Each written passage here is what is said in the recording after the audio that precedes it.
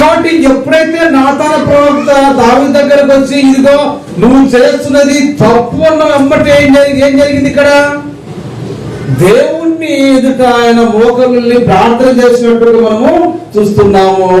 నా అతిక్రమాలన్నీ కూడా ఏం చేయమంటాడు? తుడిచివేమో, నా దోషములు పోవమంటున్నాను బాగుగా చూడండి.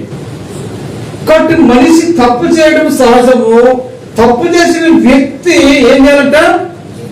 దిద్దుకోవాలి, కడుక్కోవాలి. అంటే ఇక్కడ నా అతిక్రమలను మొత్తం కూడా తుడిచివేయము, నా దోషములు పోవట్టున్నాను బాగుగా కడుక్కోము, నా పాపం పోవట్టున్నాను పవిత్రపరచుము, నా అధికము నాకు తెలిసే ఉన్నవి, నా పాపం ఎల్లప్పుడూ నా ఎదుట ఉన్నది, నీకు కేవలం నీకు విరోధంగా నేను పాపం చేస్తున్నాను, నీ దృష్టితో నేను చెడుతనము చేసి ఉన్నాను, కావున ఆజ్ఞ ఇచ్చినప్పుడు నీవు.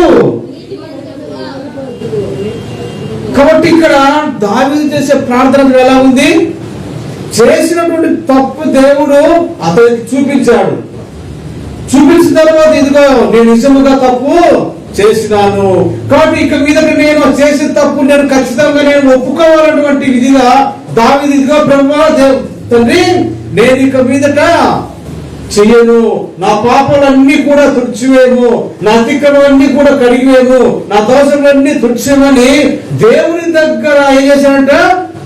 ఆయన ప్రాధాయపడినట్టుగా మనం చూస్తాము, ఆయన కన్నీరు ఉన్నాయని చూస్తాము, ఆయన దేవుని విలపించినట్టుగా చూస్తాము, ఆయన ఎంతో రోదన చెందినట్టుగా మనము చూస్తున్నాము.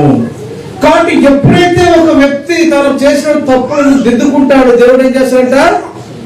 ఆయన క్షమించేవాడుగా ఉంటాడని వరకు అనేక విషయాలు మనము చూస్తున్నాము. కాబట్టి దావీదు కూడా చేసిన తప్పును ఒప్పుకున్నాడు కాబట్టి ఏం చేశాడంట? ఆ పాపాలన్నీ కూడా తుడిచివేశాడు. మనం గమనించినట్లయితే కీర్తన గ్రంథము 6వ అధ్యాయము 6వ వచనంలో కూడా మాట ఉంటుంది ఏంటంటే, నేను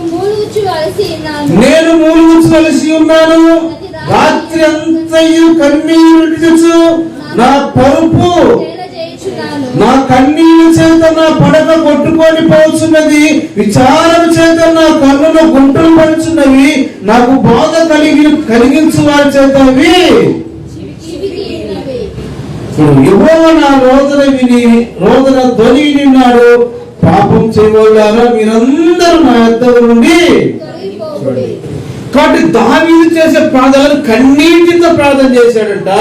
ఆ కన్నీరు పొరుపే తడిచిపోయి కొట్టుకున్నటువంటి రోదన చేశాడు. అయ్యో నేనంతో దేవుని దగ్గర పాపం చేసినాను, నీకు విరోధంగా పాపం చేసినాను, నీకు అతిక్రమం చేశాను, నీ ఎదుట నేను నిలవటానికి నేను అనర్హుడని తన దేవుని ఎదుట దేవుని సన్నిధులైన కన్నీళ్లు విడిచు తన మనస్తాపం చెంది దేవుని ఎదుట ఆయన చేసినటువంటి అన్ని కూడా ఏం చేశాడట?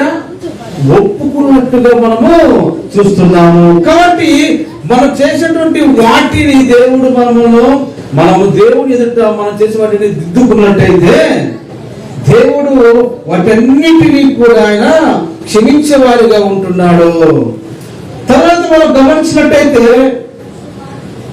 ఇక్కడ దేవుడు కూడా దావీదు అలాంటి